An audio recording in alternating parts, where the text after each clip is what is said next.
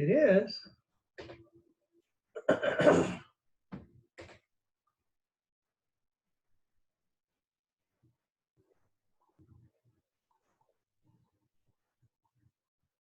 Hello there, guys. How you doing?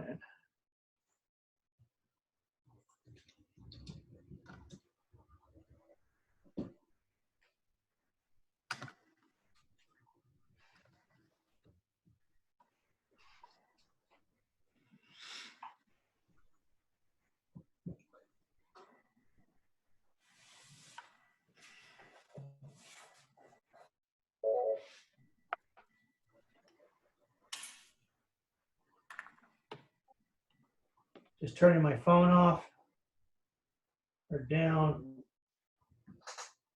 Okay, 4397. It's Monday. We're almost there. We got basically 2 more class periods. So here's what I'm going to do, guys, and this is probably easier. At least this is the way I learn.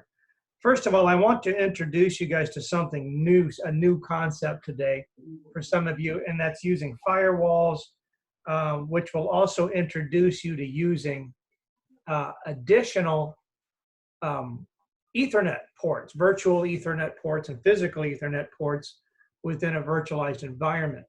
But what I'm going to do with respect to WordPress is I thought it probably would be easier if I just set up my, the WordPress example that I've been using. I'm going to go ahead and finish that funkycat2020.com.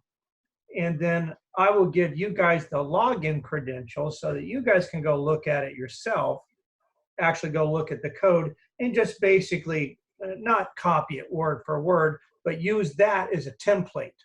I didn't want to get too bogged down on WordPress itself because this is not a WordPress class, but you do need to know how to set up some of those elements. So I figured the easiest thing to do would be just let you log into my WordPress to see what the shortcut codes were and how I was embedding code. So the elements that I want to see in the WordPress site will be elements that I'll put in the WordPress site. The blogging, the contact information, the CAPTCHA, the stuff we were looking at last time, online store, and maybe a couple of other items. Trouble ticket. A trouble ticketing system.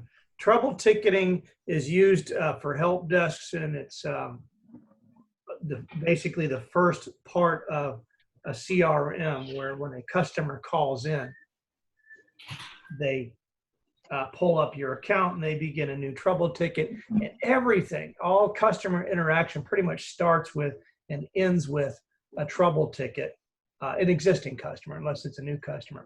So I'm going to, like I said, I'll fix up my WordPress site, that little one that I'm making, the FunkyCat 2020, and then I'll have you guys go look at it. And then I'll send you the credentials only so that you can log into it if you have to. I don't expect you to do it if you don't need to. Just to log into it to see what the background code was of it.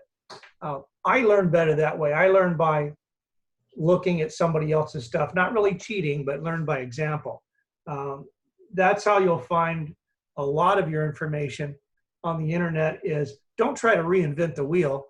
Just go take somebody else's wheel and make it your own. Color it how you want it and put the tire on it that you want it and drive it in the direction you want it. Don't try to reinvent it. We're not trying to teach you guys to become programmers. We're trying to teach you guys to become good tool choosers, choose the right tools, and then how to use and implement those tools, and then actually, moreover, how to manage people that are using those tools for you. So you guys got all that? What I'm doing with that? Can you guys hear me okay, by the way? I didn't ask that. Yeah, we can hear you. Okay, and I'm on my laptop, so I modified it a little bit. So hopefully it won't heat up and freeze like it had been doing before. But if it does, I'll switch over to my desktop really quickly. I just won't have I don't have a camera on my desktop. Most laptops do these days. Most desktops don't unless you add one. So what I wanted to point out today is making use of those additional Ethernet ports on your Proxmox or on your virtual environment. You guys might wonder, well, why would you need more than one Ethernet port on a server? Let me log in and show you an example of a server that I manage that has lots of Ethernet ports on it. So I'm going to share my screen here just as soon as I get to a point where I can share it. I don't want you to see what I'm typing in to get there.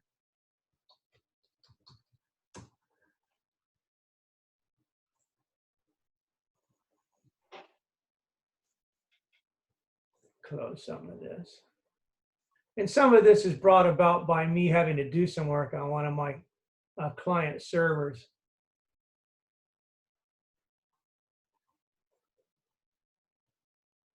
Okay, so here's just one of them. And this is an older Proxmox. It's Proxmox 5, but it's essentially the same thing.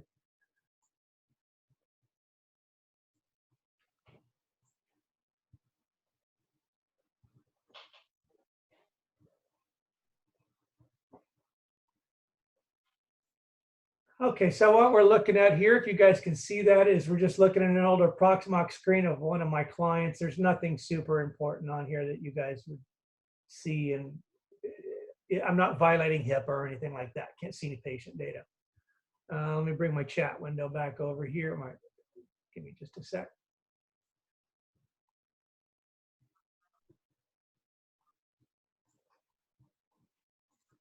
Zoom that down. Professor, I got a question. Yeah, go ahead. Is this the last day recording on YouTube? No. The official last day, according to what I read, by the way, guys, it's supposed to be the 27th, according to the schedule. So I'd like to have a Wednesday class and another Monday class. No. What I meant was like the recording for the last class. I don't see it on YouTube. No, it's not on YouTube yet, and that's because I needed to edit that video to blur out some stuff that would be a violation because it had some student data on it. So I need to edit that. So sorry about that, guys. Oh, no. I was just asking. My weekends, unfortunately, have been filled with catching hackers and helping people set up remote access. And there's so much of that going on, unfortunately. So you guys can see the screen over here. This is a Proxmox. This has what? 1, 2, 3, 4, 5, 6. It's got a few virtual machines running on it, including this FreeNAS virtual machine, which we've talked about network attached storage already. That happens to be a network attached storage VM running machines.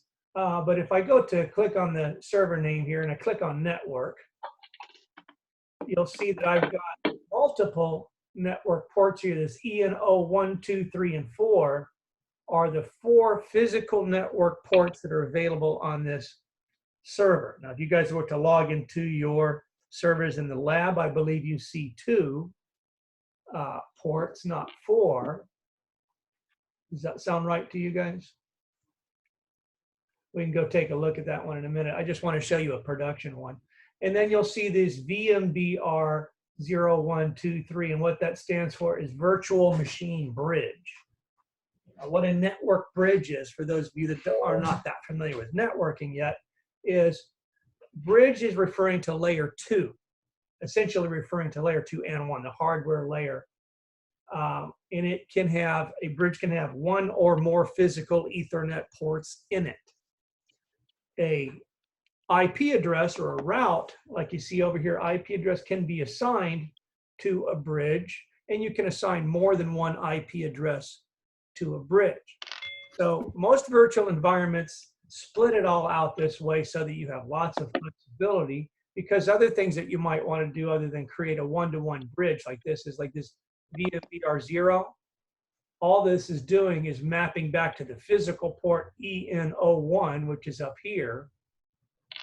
And I happen to also have given it within Proxmox an IP address. I didn't have to give it an IP address in Proxmox, but if I want to access it on that physical port, I do need to give it an IP address. And then there's the subnet mask and the gateway. I could have created a bonded VMBR so that it was actually using 2 or even 3 or 4, all of these Ethernet ports to basically give me, rather than a 1-lane freeway, a 4-lane freeway. So instead of a gigabit connection, I would have a 4 gigabit per second connection, and I would literally connect all 4 of these physical Ethernet ports on the back of the server to the same switch. And then I would need to tell that network switch, these 4 ports, whichever 4 ports I chose on the switch, those are bonded, and you should treat those all as one bridge and expect all the IP traffic that comes on any of those 4 ports are all coming from the same MAC address. They're all coming from the same machine, I should say. So I don't have any multiple bridges, but you see you can create additional bridges there, and overflow or failover bridges. That's a less of a commonly used function of Proxmox. What most people are doing is Proxmox, and when you first set Proxmox up, it assigns by default 1 VMBR, usually it's VMBR 0. We start at the number 0 in the networking world, which happens to be the first physical port. That's the IP address, that 10.200.80.220. That's what I typed in when I set up Proxmox. Then there's the subnet mask, and there's the gateway that I'm using. I then later on, after I set it up, added VMBR, I did not add in VMBR 1, 2, and 3. They were already here. Let's take a look at VMBR 3, for example. There's nothing there associated with that virtual machine bridge port there. So it's not associated with a particular Ethernet port. I could, if I wanted to right now, associate it with a particular Ethernet port. I'm not going to do it on this one because I don't want to screw it up, but I would add it to bridge ports down there. When you set up a Proxmox for the first time, if there are 4 Ethernet ports on it, as in this case, you'll see 4 virtual machine bridge ports. Why don't I go ahead and let's go ahead and use one in the lab, just so that I don't confuse you anymore with that. So let me back up for a minute.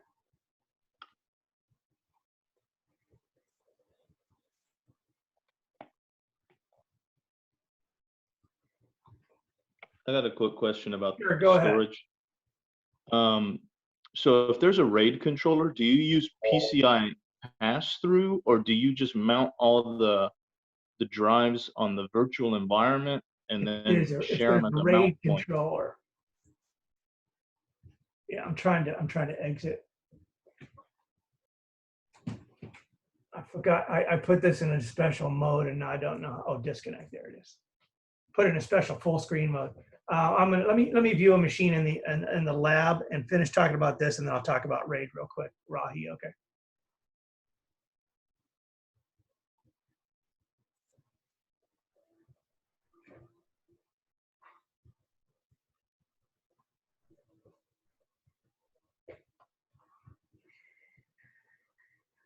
Well, hope I can get to it. I haven't tried to get to it today. I guess if I can't get to it, I'll go back to one of the other commercial machines I was showing. Let me try another machine. Sometimes you have to wake these things up by looking at another machine first in the lab.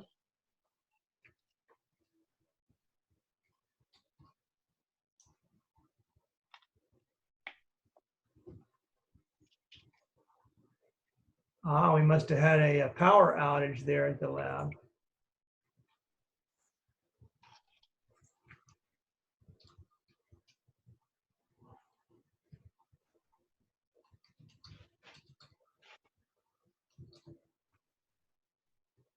I'll have to look up my password, because I don't ever log into the Bower account very much. Let me go try to get back on Win764, because I should be able to get on that one.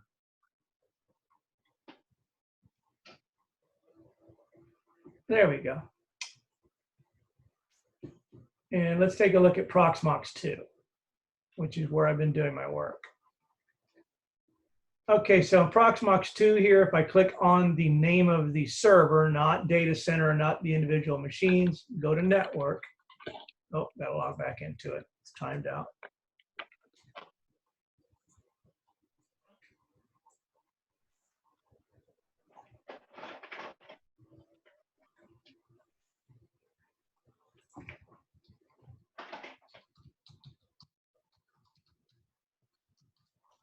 So it looks like just my computer, probably because there were some Windows updates. I think my computer rebooted because of that. So Proxmox 2 network.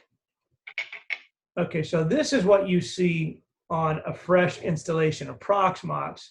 You'll see all of the physical ports that Proxmox was able to find, but you don't see possibly all the virtual machine bridges. So this is what you guys need to do. At least one person on every team needs to do this. I'm going to go ahead and do this for server number 2. And it's very easy to do. VMBR0, Linux bridge. It's the only thing that's available to give to virtual machines. So not only am I using it, you guys need me to make that smaller, by the way? Let's see if you can see it if I make it smaller. Okay, so not only is this the only bridge available to give to virtual machines, it also is what I'm using to talk to Proxmox with.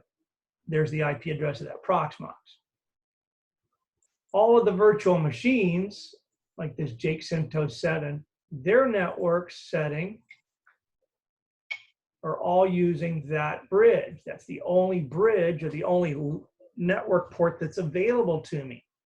What if I wanted to put these virtual machines on a different network, which is usually what we do in real life? We usually do not, excuse me, we usually don't put the virtual machines in the same subnet as the virtual environment servers themselves, because we don't want users to accidentally discover Proxmox, and we don't want them to use that network, or we're using this network to do backups.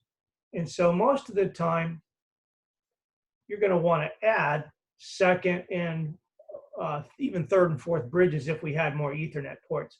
Most servers have slots in them that you can put more network cards into. So I'm just going to create another Linux bridge. So if anybody on team 3 or 4 is there, you can do this at the same time. If this doesn't get done by this evening, I'll just go in and do this for all of the servers. Linux bridge. Let's go ahead and call it VMBR1. That's the default. We can call it whatever we want.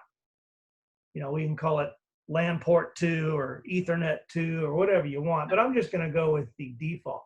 I am not going to give it an IP address. Okay. That's only if I choose to use that network to specifically talk to the Proxmox. I may give it an IP address later, but the point is you don't have to give it an IP address. You can use these ports within the virtual machines and let the virtual machines give them addresses. We don't have to give it an address at all. The only thing you have to add here is what actual physical port it's connected to. And we want to bridge to EN02. So EN02. I'll go ahead and make a comment here, and I'll say that that's a workstation LAN or VM LAN, whatever. I'll name it something there. Okay, so I've created that. You have to click apply configuration to apply anything. We're not going to do it yet. Or actually, now I might as well do it now. I'm going to go ahead and do that now. Yes.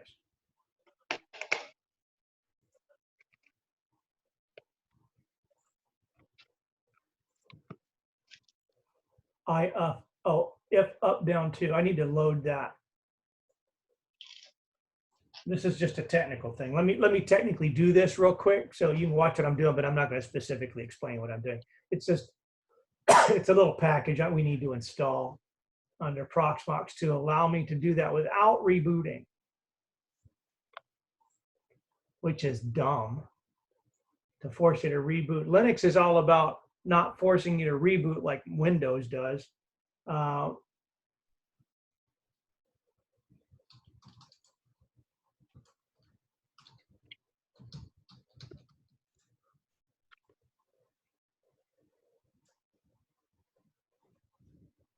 it's using this little package. So this might kill the server because it's untested, but I'm sure it'll work. Let's just try it real quick after this if up down 2 installs. Otherwise, we would need to reboot it. We usually don't want to reboot a virtual environment because if there's running virtual machines on it, you take those virtual machines down. If they're critical virtual machines or somebody's using them, you don't want to do that.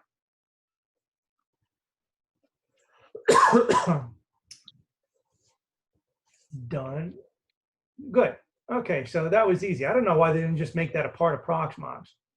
Seems like they should have just installed that. So now I've got this VMBR1. Now that is what I can use to apply to a virtual machine. I can either apply it to an existing virtual machine, like this Jake CentOS 7, for example. Now, if I do that, I may not have access to it anymore over a network. I'll still be able to remotely view it with a console screen. But right now, I can get to this thing on 192.168.10.201. But let's say I wanted to set up another network. Use something internally like 192.168 0.1 or just a different network. I'm gonna go ahead and change this just to show you what's going on. Whoops, press any key now. I don't know what I'm doing there. Wonder what it was trying to do.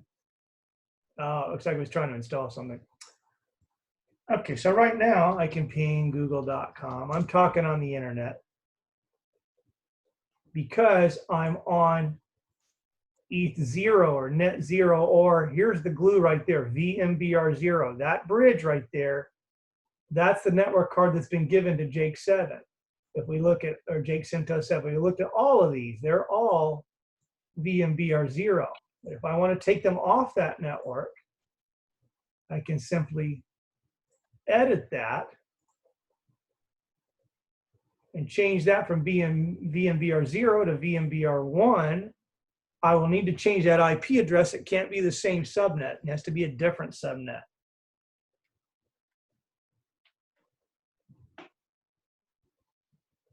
I'll just make it 1.10 for grins and giggles.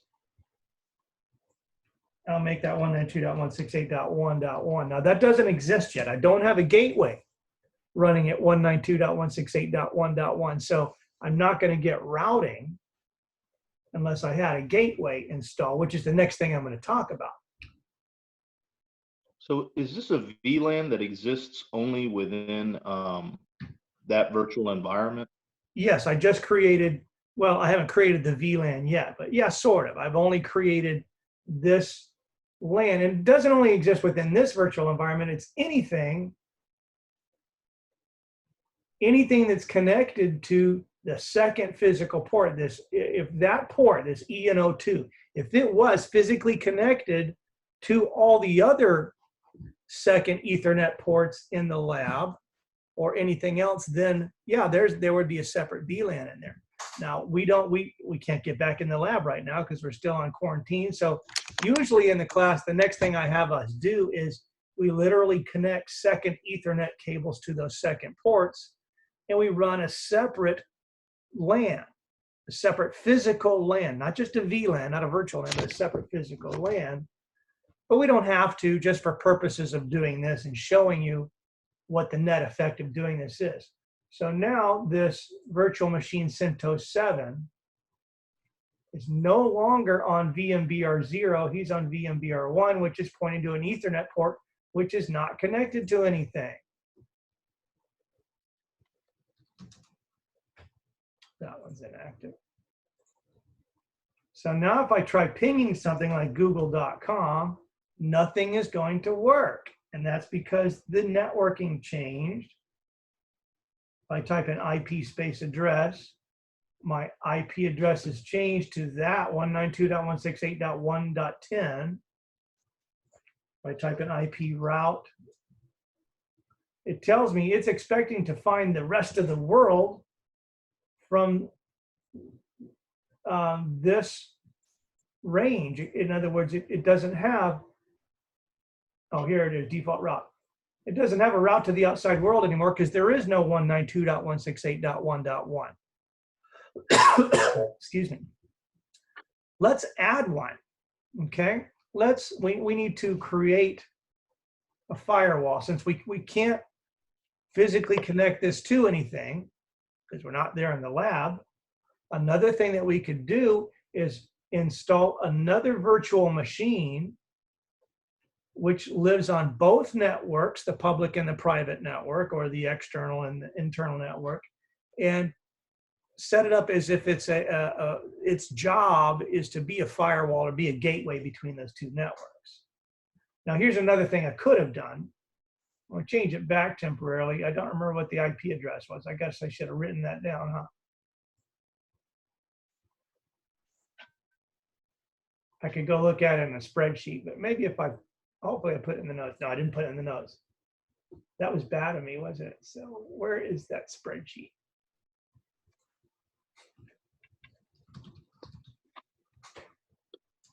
I don't want to step on anybody's IP address, so I need to change it back.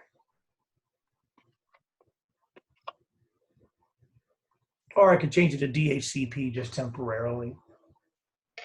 Why don't I do that? I'll just change it to DHCP temporarily because there is a DHCP server going on in the lab, not from Proxmox, but connected to that physical port, connected to whatever Proxmox is connected to on Ethernet 1. There's a server running on that port, which is giving out DHCP. So let me just temporarily change it back, DHCP. And I'll show you something else that you could have done. If you wanted this virtual machine to live on both networks, you could simply add a second network card. So I'm going to change this back to DHCP. I'm going to change that back to VMBR 0.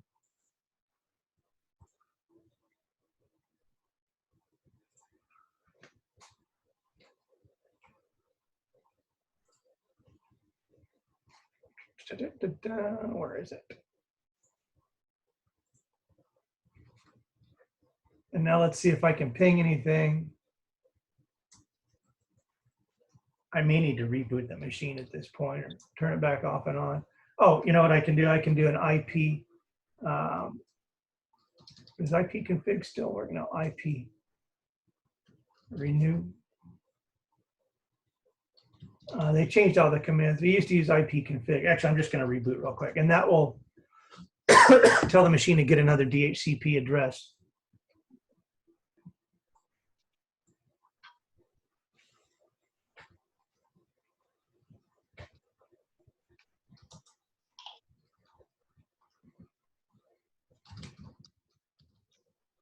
Okay, so I'm back on the network. Excuse me. Let's see what address it gave me. Okay, so I'm on 10.149. We could have come back up here to Proxmox and added another network port. Let's call it ETH1. Why call it ETH1? Because the first one happens to be called ETH0, but you could call it whatever you want.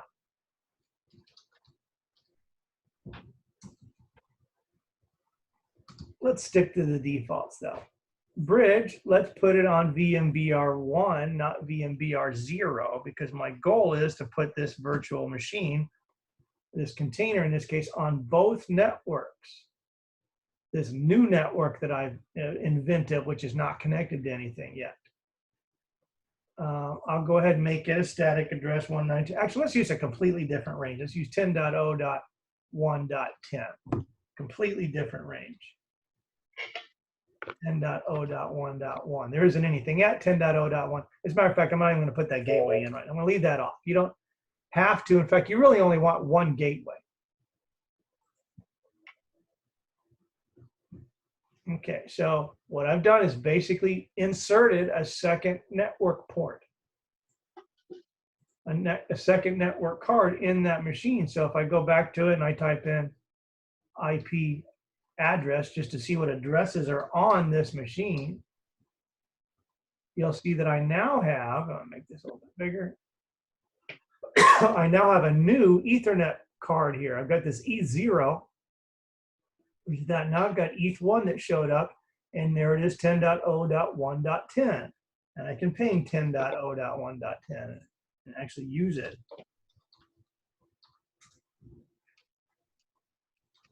Okay, now, why do I want to do this? Like I said, to ultimately, you don't want the workstations running on the same LAN typically. It's just not good practice as Proxmox. So typically what you want to do is you want your Proxmox to look like this, where it sees all the virtual machine bridges, but it only has one IP address and one gateway on a different subnet, 192.168.10. whatever. And then all of your virtual machines are on the other network, VMBR1, and using a totally different range. This will not exist. We're going to delete that in a few minutes here. But we need to add something so that this virtual machine can get to the outside world. We need to add a firewall. Now, Proxmox does have firewall capabilities built in, but it's not very good. I recommend that we use a professional firewall, like pfSense or something like that. So here's a good firewall that I've been using. Sophos, this company Sophos makes two products. I haven't used their XG product yet, but I've used their UTM product. Sophos UTM, free download. Now pay attention here because you do need to probably do this. You need to sign up for a Sophos account. It's free, so anybody can sign up for it. Free UTM firewall download software. Describes what Sophos is. It's a really nice. Have you ever played with this one, Rahi, with Sophos or Sophos? I guess they pronounce it. I got the XG one, and I was messing with that. Okay, what'd you think of it so far? I mean, I'm more familiar with pfSense, and I like it because you can add modules and stuff like that. Yeah. Okay. But it's a solid product. Okay, so let's click here to download the Sophos Home Firewall. Now, what we're downloading is we're downloading an ISO. This is going to be a standalone machine, standalone virtual machine. It's not an apt-get package. It's not an application. You're not going to need to set up a virtual machine first. You're going to set it up with this ISO. So I don't remember if I have an account under my jake@uh.edu account, so I'll just try real quick and we'll see. It might remind me and say, oh, you've already got one.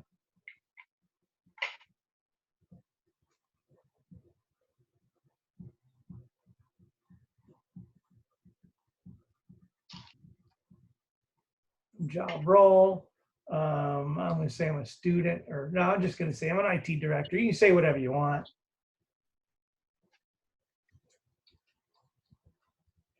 So I want everybody to do this. Now, I'm not trying to be a salesperson for Sophos, but the fact that it's free, the fact that this free version, at least the UTM version, looks just like their very nice, very good enterprise version, which is much more like what you will be using when you guys get out there in the real world.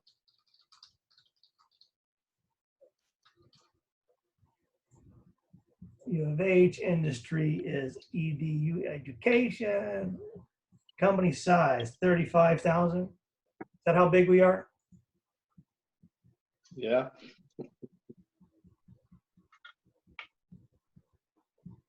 So I'm going through this as if I'm brand new. Thank you for your interest. You'll receive an email shortly.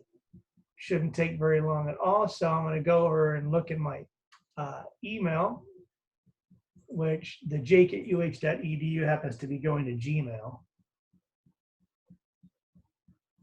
So I'm going to actually do this just in case. I don't want you guys to see my Gmail, just in case somebody sent me a bad message.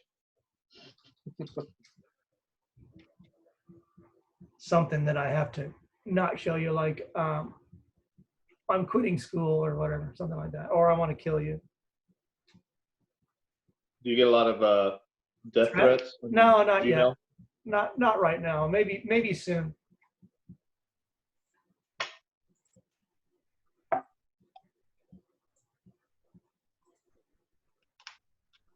That might take a few minutes to send that to me, but what it should send you And I think I already probably have an ISO that I can upload and show you, but what it should send you is a welcome email. Welcome to Sophos. Here's how to get your account started. And it will send you a link to an ISO, which you will download. Let's see if I've already got the ISO available, like on this computer here, and I can upload it. I'm gonna look at my downloads.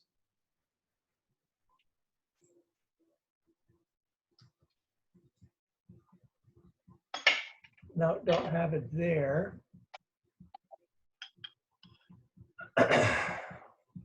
Let's see where I've got it real quick. I'm gonna go search my email for Sophos.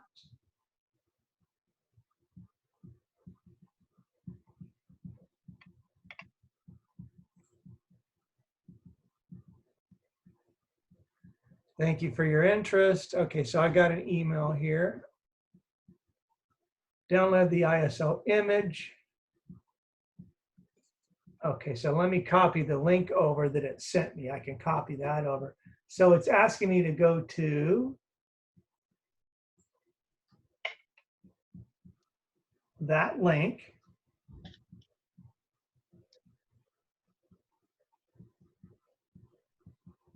Okay, so here are the different ISOs. Pay close attention to this because you do not want to download the hardware appliance. That is for if you're installing on an actual piece of hardware that you bought from these guys, but we didn't buy a piece of hardware. We're using some software. So skip down here to software appliance. Do you remember what I mentioned the term appliance meant? What does appliance mean when we talk about it in the networking world or the virtualizing world? It basically means here is a VM which has already been pre-installed with very specific applications to perform very specific tasks. In this case, it's a firewall. The UTM, by the way, stands for Universal Threat Management. This does several things as Sophos does. It's a firewall, it's network address translation. It also has virus checking in it too. It's really a really neat product. So let's click on download here to download that latest version.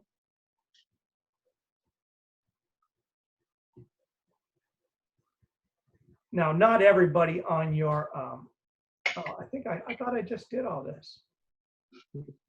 Guess I'll do it again.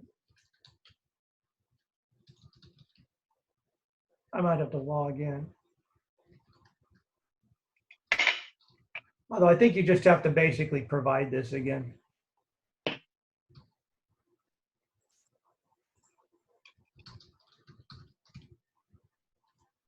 Now I want everybody to go through this, even though you really only need one ISO on your server. I want everybody to go through this just so that you have the experience of doing this.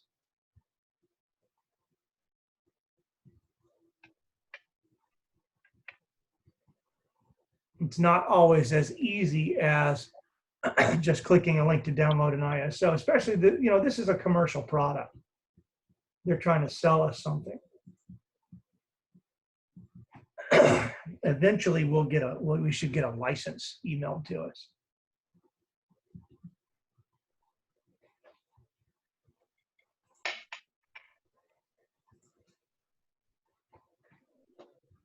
It says that'll only take a couple of minutes. While that's going, what I can do is show you what an existing Sophos looks like. Okay, so I'm going to log into one of my Sophos routers. Actually, I'll log into, yeah.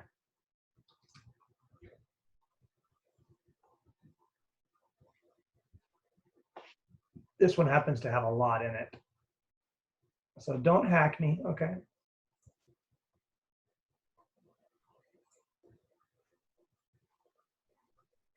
Actually, you know what I'll do? I'll log into a virtual machine which is running this Sophos already, so I can show you that in action.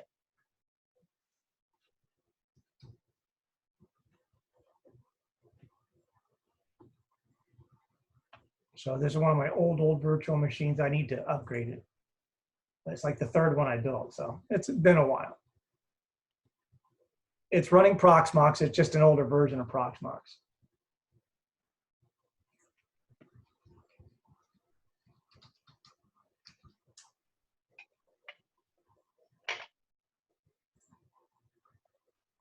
Okay, you guys see this on the screen okay?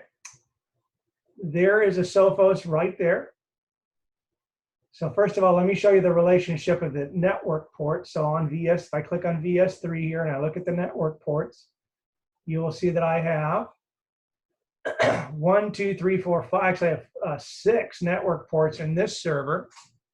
And that's because I've added network ports. You'll see I have 6 virtual machine bridges. You'll see that this Proxmox is only using this virtual machine bridge 0. It's using Ethernet 0 and Ethernet 4. Other than that, it doesn't live on any of these other networks. It physically is, but it's not using those other networks. But that's okay. They've been made available to other virtual machines. So I've got VMBR 0 through 5. You'll notice I have a little note here. VMBR 1, which Proxmox is not using, is connected to my external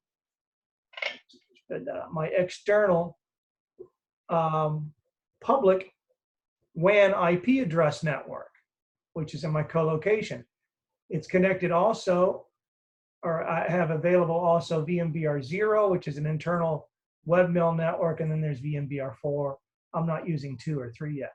So now let's take a look at this virtual machine that I've set up with Sophos. Let's take a look at its hardware.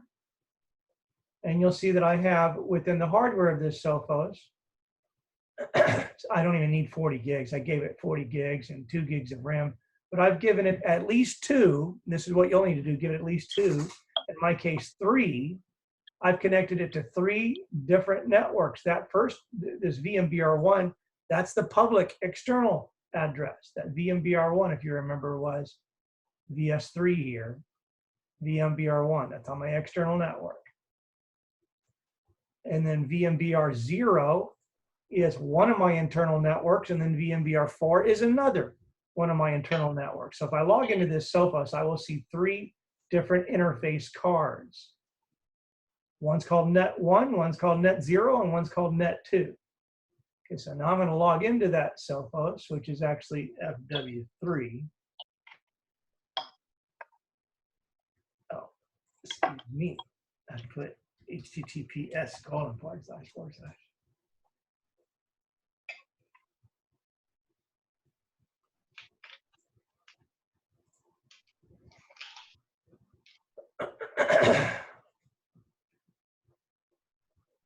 In the meantime, let me see if I got an email back from Sophos with my password in it, because what they have to do, they have to send you a license, basically, or you have to apply for a license, which again is free. It's just there's a little bit you have to go through.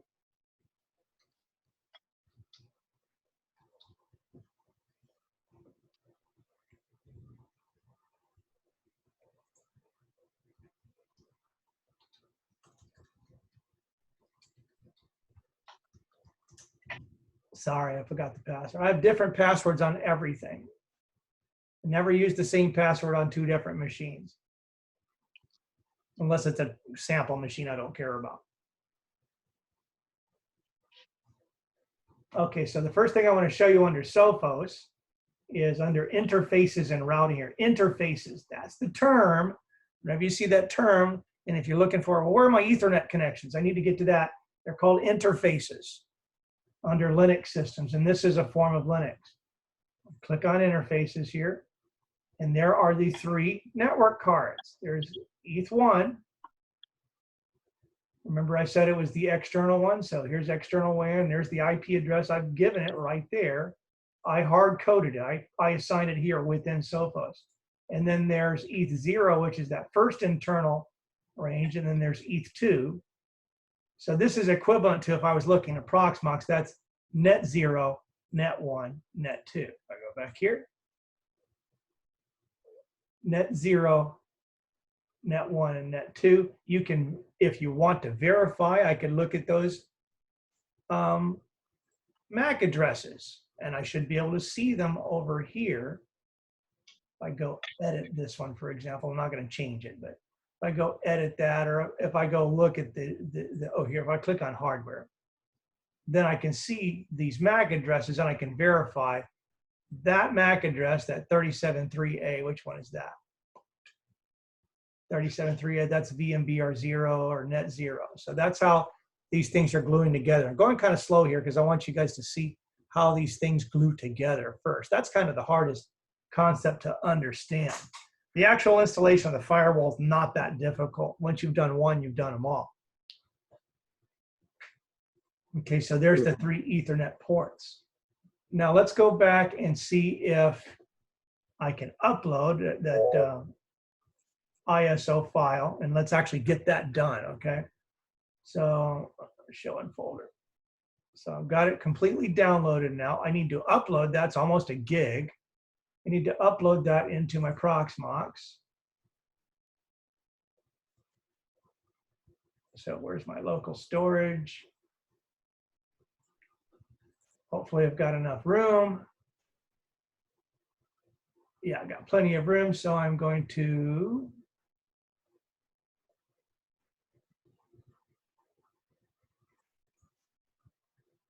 click on content.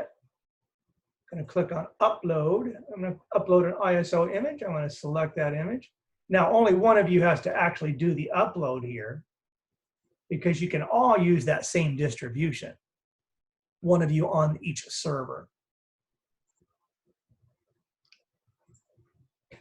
Once that distribution is uploaded, everybody can use it. You're going to use you're going to use a different license number. You're going to all apply for your own license number assigned to your own email address. And you each are going to set up your own firewall. So there might be 4 or 5 firewalls running on the same Proxmox, but that's okay. I've got one virtual server. I've got 6 or 7 firewalls running because it's handling networking for 6 or 7 different subnets. Now, what you could probably do, and might be a good idea, is go read what the minimum requirements are for Sophos UTM.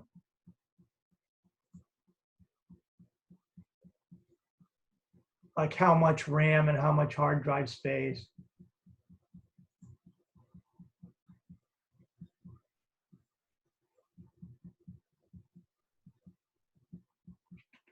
It might say it on this screen. But if you look around on this website, it will tell you what the minimum requirements. I'm going to go ahead and tell you what the minimum requirements are because I've installed this recently, so I know what I need to build.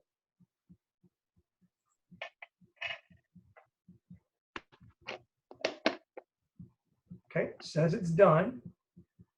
Let's scroll down here. There's my Sophos image. Okay, I'm going to go ahead and build a new virtual machine. Can't be a container, has to be a virtual machine. There's my 299, there's a 298. I'm going to make this one 297. So create virtual machine on Proxmox 2. 297, I'm going to call it something simple like Jake Sophos. So that's what you're going to call yours. Click next.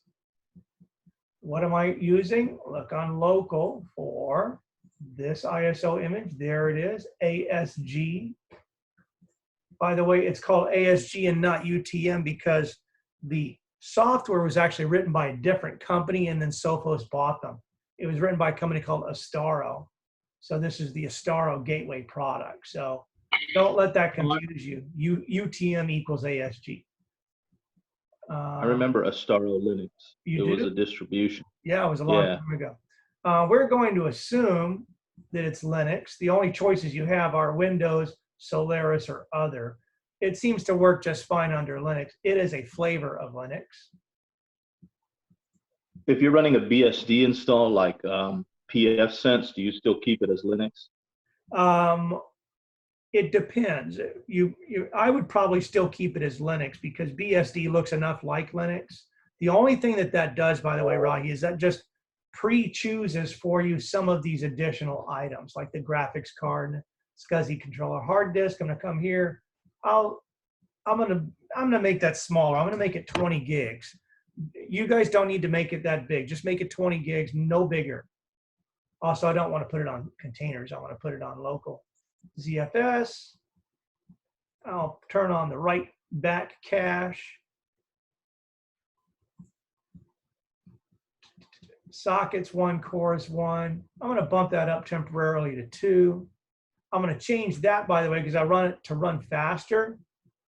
I'm going to change it to host at the very bottom to make it run as a native host application. You don't always want to do that. The reason I'm doing that is because I don't plan to ever migrate this virtual machine. But if you do migrate this virtual machine and it was expecting to run as an AMD processor, which is what these servers are using, it might not run properly as an Intel. Memory, I'm going to bump it up to 1024. That might be enough. We'll see if Sophos complains or not. Network, VMBR 0. I'm going to click next on that. Actually, I'm going to back up. I'm going to take that checkbox off. I don't want the firewall enabled on it because it is a firewall. Going to confirm that. That's going to create it. I'm not going to turn it on yet. I have to add, because one of the minimum requirements of Sophos is 2 network cards. One which is the internal network card and one which is the external network card. Do they have to be 2 physical cards, or can they be? Nope. No, we could have actually added, that's a good question, Rahi. We could have actually added 2 network cards, which are basically one's an alias of the other. But you have to make them what's called VLAN aware. So if I look under hardware here, I see only 1 network device. That's going to become my external device as far as Sophos is concerned, because I added a new quote unquote internal network on VMBR1. I'm going to click on add network device. I'm going to choose VMBR1. And I'm going to say that that is VirtIO. That's the fastest version. I'm going to click off firewall, click on add. So I just added 2 physical network ports there. This thing is actually talking to both of them. Now what you were saying, Rahi, is, you know, can I add another one on the same? Yeah, you can add another card on the same virtual machine bridge if you didn't actually have a second Ethernet port. But then you'd have to make sure that you were doing what's called VLAN tagging, which is kind of beyond the scope of this class. So I'm going to take that network card back out. I'm going to go ahead and get a console to this virtual machine. I'm going to show you what the installation looks like. So I'll get a console to it first. Now I'm going to turn it on. Bear in mind, VMBR1 is my internal, VMBR0 is the external. Keep that in mind. That's the Sophos boot up screen. Hit enter there. That sure looks like Linux. Smells like Linux. Actually, it might be BSD, but it's close enough. This CD contains the enterprise toolkit installing blah, blah, blah. Do you care? Just take the default. It's making sure that you've got all the minimums here. I don't know if I'm going to get to, I'm going to try and get to the point to where I can actually use this Sophos to force my virtual machine to use it to get to the outside world. Oh, no hard disk was found. That's interesting.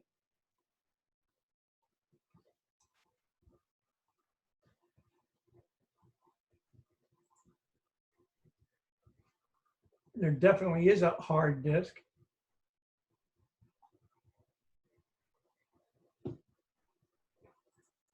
Maybe their new version doesn't like to be installed on a virtual drive. Hang on one second. Or I may need to change this hard disk to something other than SCSI. It may not be able to read that SCSI drive. So let's change that. If you ever get that, let's detach that drive. This is what you have to do with Windows, by the way. Oh, it's on. Let me turn it off. So if you're ever trying to run a virtual machine and it doesn't like what's called VirtIO, which is the fastest way to do things, do this. So it disconnected that drive. It just gave me an error because it was on. Now I'm going to reattach that very same drive.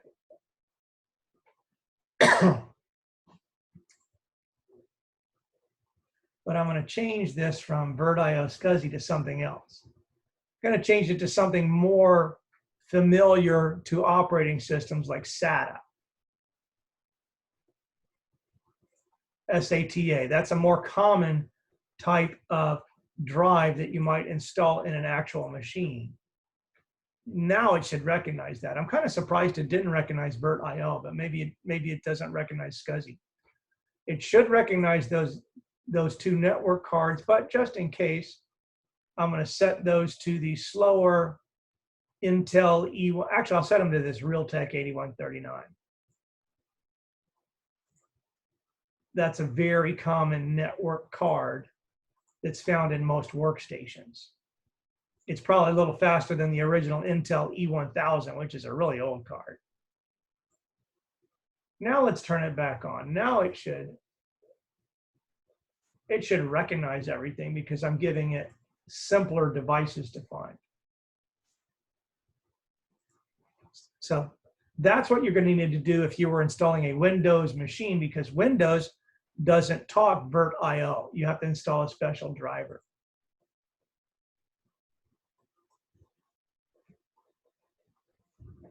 Which we might get to on Monday. I don't know. I'll show you how to, maybe that'll be the last thing we do in this class is I'll show you how to install a Windows virtual machine underneath Linux. Would you guys like to try that? Sure. Thank you for saying sure. Okay, so let's see if this works.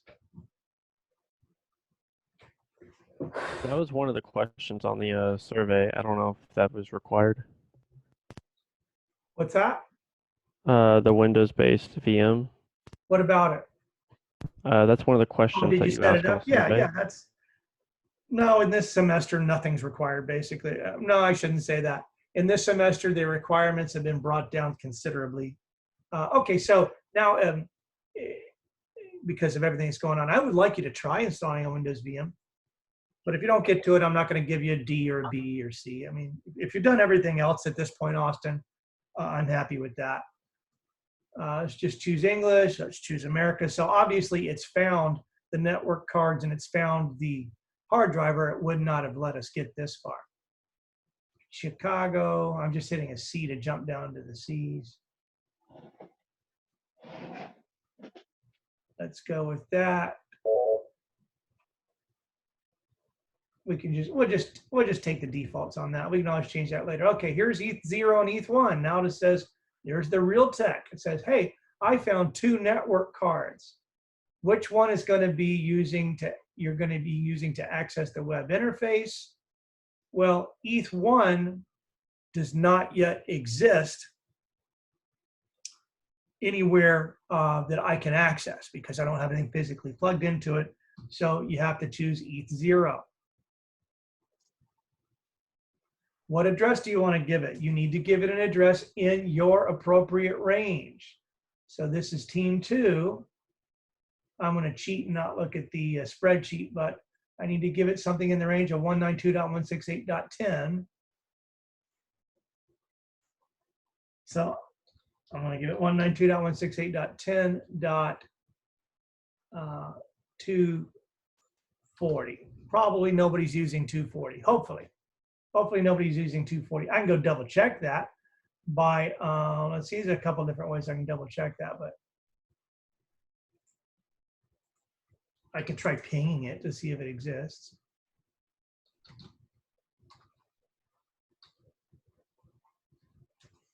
I can ping that. Can't ping 240. So probably nobody's using it. Somebody's using 205.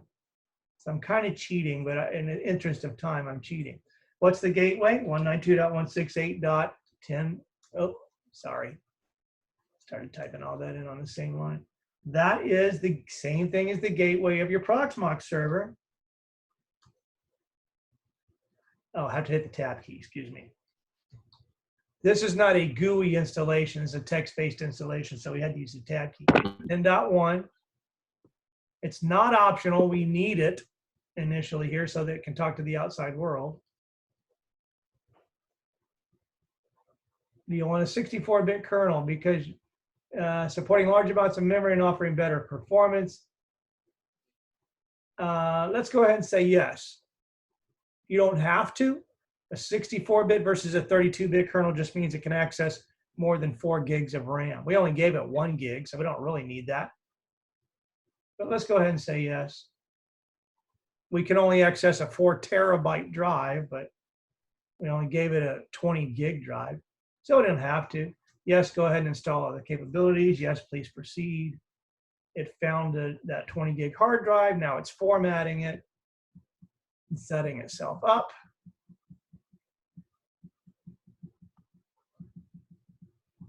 Should not take very long at all. You might get a little error on the screen there. Don't worry about that error.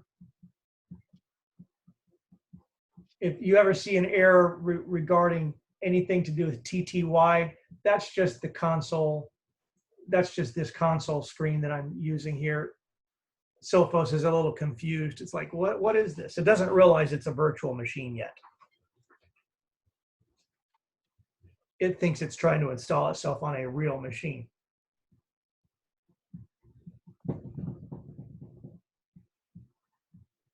So it's a pretty quick install. And I've already done the hardest part for you guys, is actually uploaded that, at least for Team 2. And I suppose if everybody else wanted to, you could go steal it off of Team 2's machine by using FTP, or I could upload it to Proxmox 2 shared storage. Yeah, put it on the NFS server. Yeah, why don't I do that? Just so that everybody can have access to it. That'll make it easier.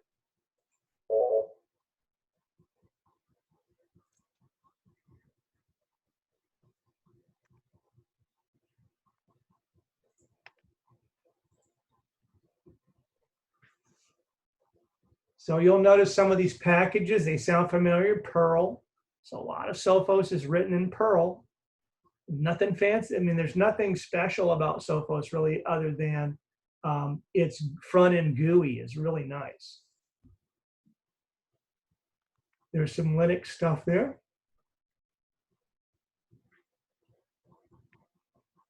I should probably check my actually, no, I think what happens is within the GUI setup, it'll say click here to obtain a license, and then that's when it sends you an email.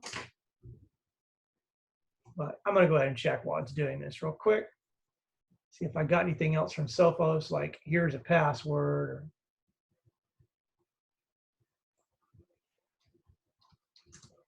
because I haven't really set up an account. I haven't set up a password yet with Sophos.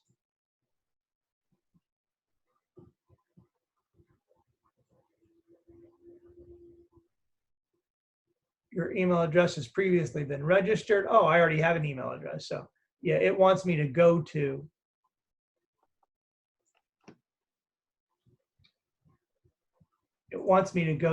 this web page to log in. And this is where you will apply for and see your quote unquote your licenses. I'm going to try to guess at what my what my password was. Oh, good. Hopefully it's still stored there, so I don't have to do this.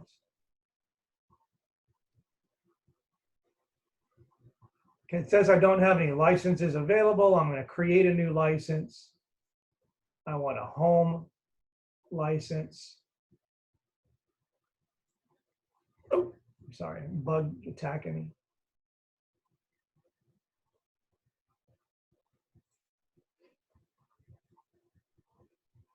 Do you have an activation key? No, create a firewall key for me.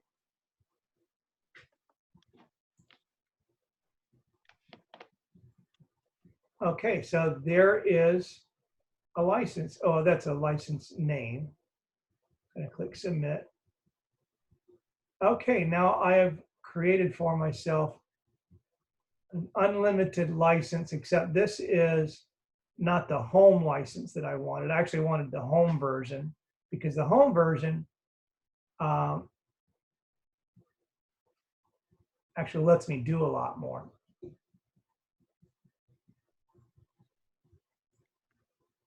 But I'm going to copy and paste that number real quick. we'll see what it says that is after I get the installation finished. Still going. I thought it would have been done by now. I probably should have given it 3 cores or a little bit more memory. When this is done, it's going to say, okay, I'm done installing. Please go to this IP address on port 4444. Just like I did up here, except you're going to put in an IP address. You're going to put in https:// whatever that IP address was, 192.168. In this case, that's going to be 192.168.10.240. That's what I gave it, :4444. Just like we did with Proxmox and port 8006, Sophos decides to run on port 4444. So make sure you put that in or you will not be able to access it. You can change that port later on if you want to, but I don't recommend it. I recommend just keeping the default on it.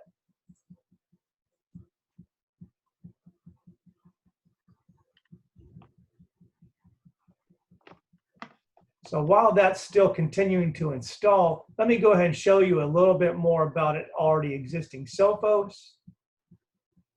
Go back to my Sophos firewall here.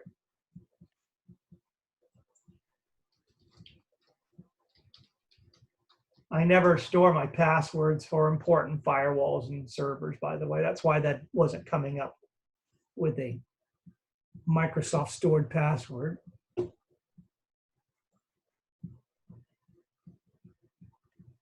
Do you use KeyPass or anything like that? No. It's all in here. And sometimes I forget it. Okay, so once you get Sophos installed, it's going to come up with this dashboard here. Once it's actually installed, there's that license number. This license number for this particular Sophos we're looking at here is a license where only these 2 items are being used. I don't use any of these other items. We could use those if we wanted to, but I don't have any of those on for this because all I care about is the intrusion prevention and the firewall part of it, really just the firewall part. I don't care about a lot of this other stuff. And I'm pretty far behind on this one. I should probably update it. It's 7 updates old. But you'll notice there's ETH0 and ETH1. Now what you're going to need to do, by the way, is you only have one of these set up so far. It's going to be ETH0, which is set up. It's actually going to become your external WAN, and you're going to add ETH1, and it's going to become your internal. So that's going to be a little confusing. I hope that this edit finishes quickly so I can show you how to do that. Oh, there we go. We're done. Good. I'm going to show you that. So here it says, go to https 192.168.10.240. 4444 right there. So let's just go ahead and use this one rather than confusing you with a complex one that's already built. At this point, by the way, you should remove the CD drive. I should probably turn off the virtual machine and remove the CD drive, but we don't need it anymore. Where's the Proxmox?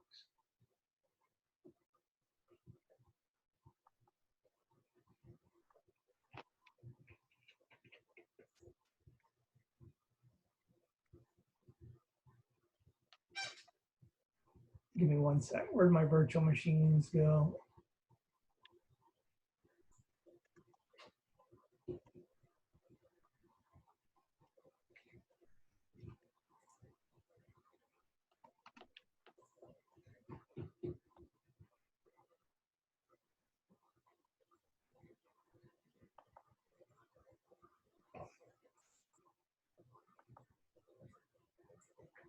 Oh, there it is. Okay. So at this point, you should probably, once you've finished installing, always remember to remove under hardware that CD drive. You don't need it anymore. Once the installation's done, get rid of it.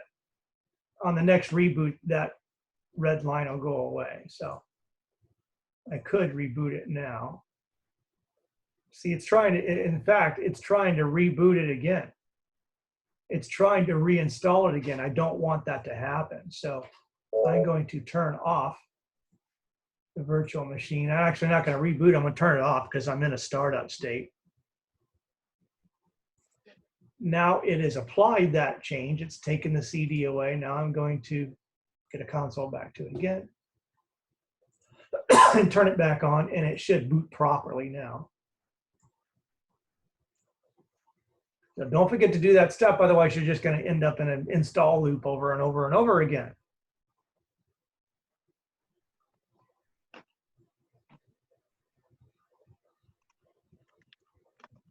Nothing to boot? What?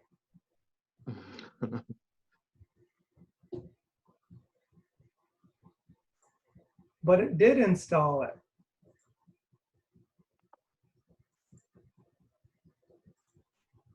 Stupid thing. Maybe I need to change that from VirtIO SCSI to something else. Let me turn it off for a minute.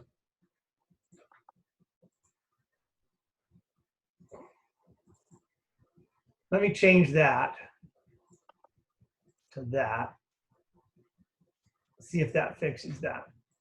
It should not be doing this. I'm kind of confused and surprised as to why it's doing that, because the installation went just fine. It would not have installed it if it couldn't boot that drive.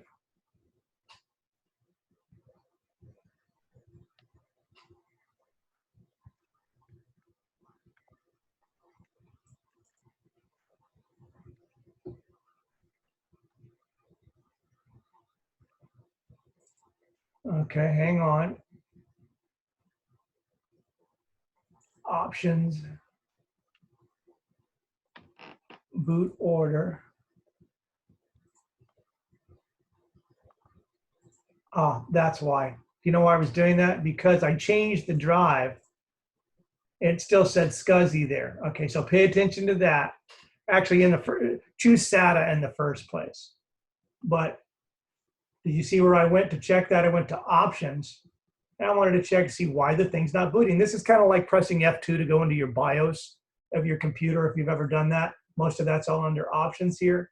Went to boot order to see what's trying to boot from. It was still trying to boot from SCSI 0, which I took out. It's actually now called SATA 0. And I need to turn it off. And I'm going to change that SCSI controller back to SCSI, because that should work. No, actually, I'm just going to leave it at that. No, I better change it back to that because that's how I installed it.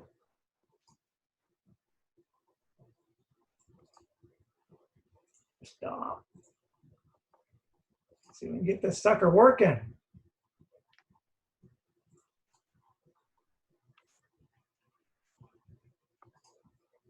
Otherwise, we're not having any fun.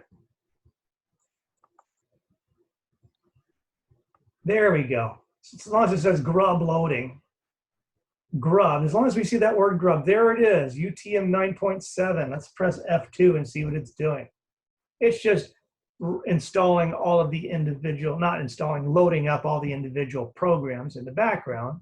I always press F2 so I can watch this happen, because if there's any sort of failures, they'll show up. You'll see them in red over here. It'll say, I failed to load something.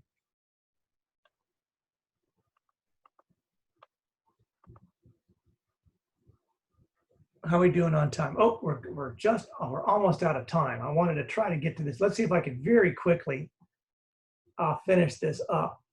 If I don't finish it, I will finish a recording of it after my 2:30 class. Okay, so there it is. I'm done. I don't need to log in here. Okay, it says go there. You want to do everything on the GUI. I don't need to do anything at all here. In fact, you probably won't be able to log in here until you actually enable that. So the console screen at this point does me no good. Now I want to try to go to, copy that, https://192.168.10.240:4444. There's going to be, I haven't set a password yet, by the way, guys. Did you notice? This is kind of like when you install WordPress the very first time. the very first thing I should see is an error I saw there. Host name, let's give it a host name. These settings must be made before the system can be used. I don't remember if that's a fully qualified domain name or not. So I'm just going to type in Sophos. It'll tell me if it's not. If it needs to be like sophos.eilab.bauer, or I should probably call it Jake Sophos.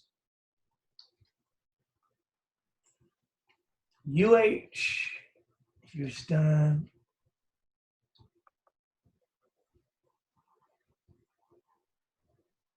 Admin account. This is where I'm going to make the password. I'm going to make it a simple one. 1, 2, 3, 4, 5, 6. 1, 2, 3, 4, 5, 6. Admin account email. I'm going to make it a real email address in case I forgot my password. I accept the agreement. Perform basic system setup. And then it's going to just do a couple very minor things here. And then it will log you out and say, okay, now you're ready to log in with the username and password. By the way, the username for Sophos is not root, it's admin. So keep that in mind. Sophos, not root. We log in via root.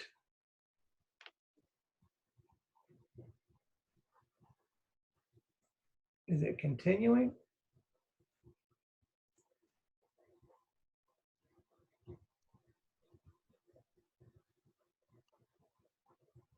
Oh, it says it right there. It'll take 40 seconds. I was getting ahead of myself. So don't try to log in as root. I'll try to upload these tonight, guys. Oh, I clicked the wrong thing. Click back to safety. Let's try to log in again. Now I've got, this is the default Sophos login screen. Admin, 1, 2, 3, 4, 5, 6.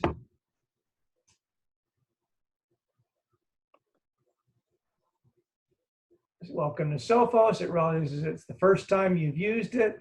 License file. Now this is where we need that license file.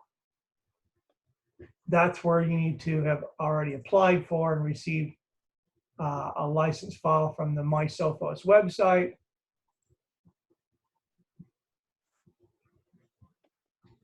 And I'm going to run out of time here, guys. So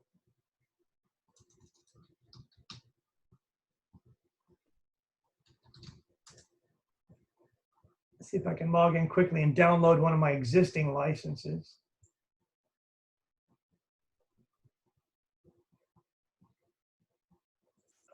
And I'll just upload it to this one temporarily.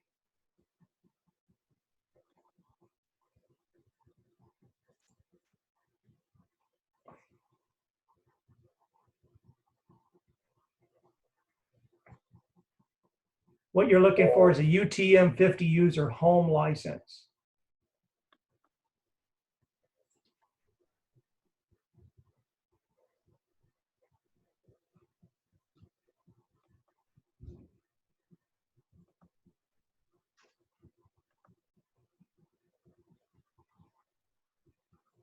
Oh gosh, going slow.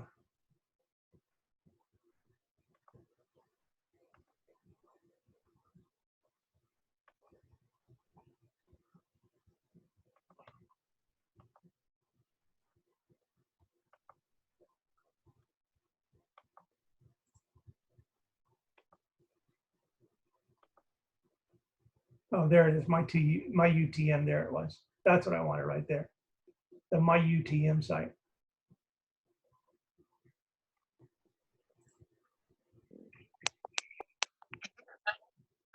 Did somebody say something?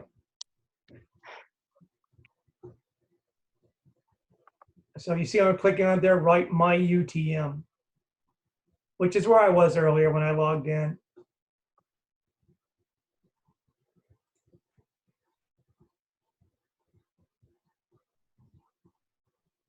View licenses. Here's one of them. So I'm going to download, I have several of them. So I'm going to download this actual file.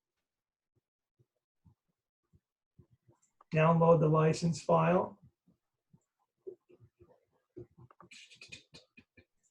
just a little text file with a bunch of text in it. Then I'm going to go back to my Proxmox, back to my, I'm sorry, not back to the back to the webmin over here, the installation. And I need to choose that license file that I just downloaded. There it is there. Open. Start the upload.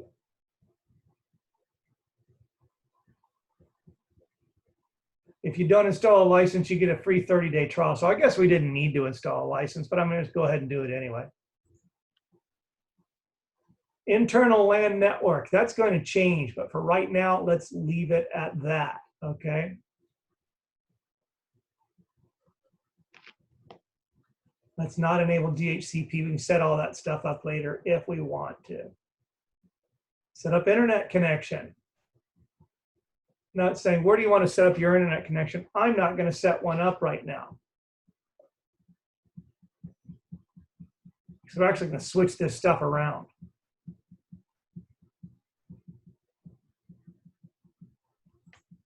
Actually, no, we're going to go ahead. We don't have much time, so I'm just going to go ahead and set it up because I want to show you what one looks like. Internet uplink type, standard Ethernet, address type, static. This is where I'm just going to make up something in that new range. Remember that range? I said, hey, I'm going to, where is that? Jake Sintos 7.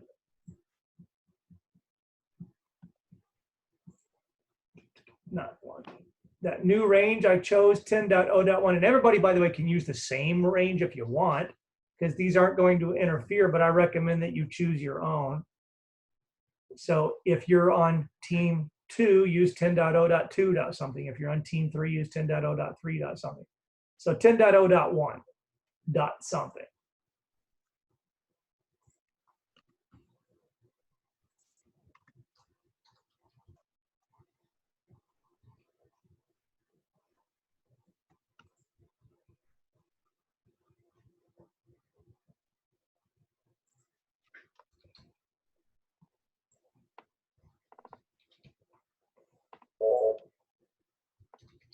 That's your DNS server there. I'm going to turn all of this on. Please set up, in other words, please set up firewalls to allow all of this. No, we don't need any of that stuff on for right now. We just want to set all this up. I don't want to scan for any viruses right now. I don't want to do any of that. Finish. All I'm trying to do is get you to this point to where you can upload a Sophos, not upload, but get a Sophos virtual machine built. We're going to need to switch some things around, like I said, but that's fairly easy to do once we do this.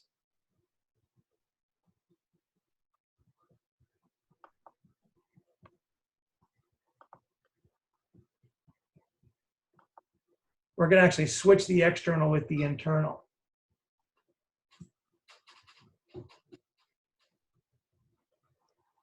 Professor, what SCSI controller did you use to get it to detect your hard drive? I chose SATA, S-A-T-A. Okay, thank you. It should have worked. Yeah, I don't know why it didn't work because I've installed this before with VirtIO.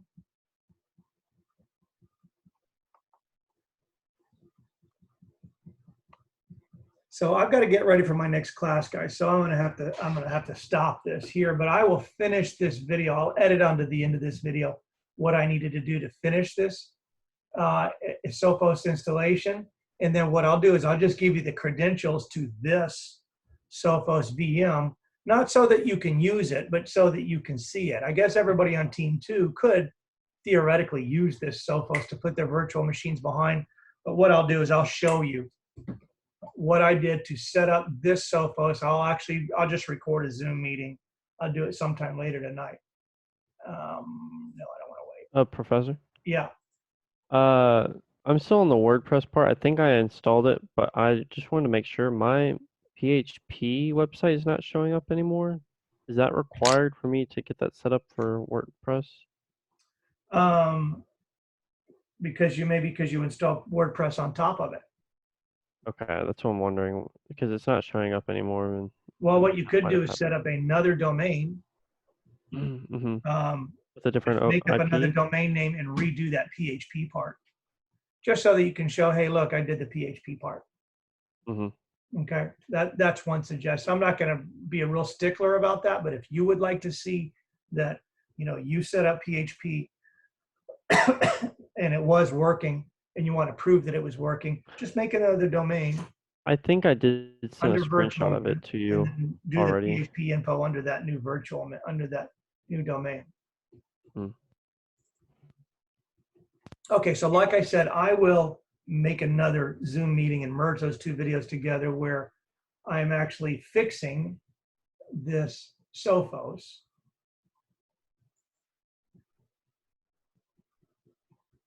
Because right now, what we're going to need to do, by the way, is this Sophos is basically backwards. We did it kind of backwards. In other words, underneath here, we said that that was the internal card and that was the external card. We want that to be external, the outside world, and we want that to be internal.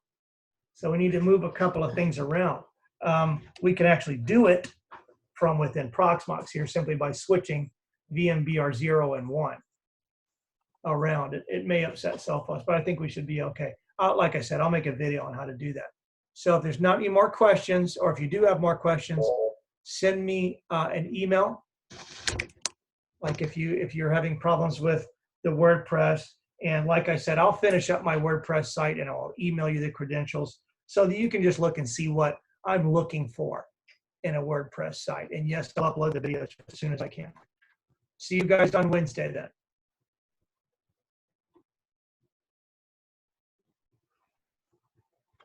You're welcome.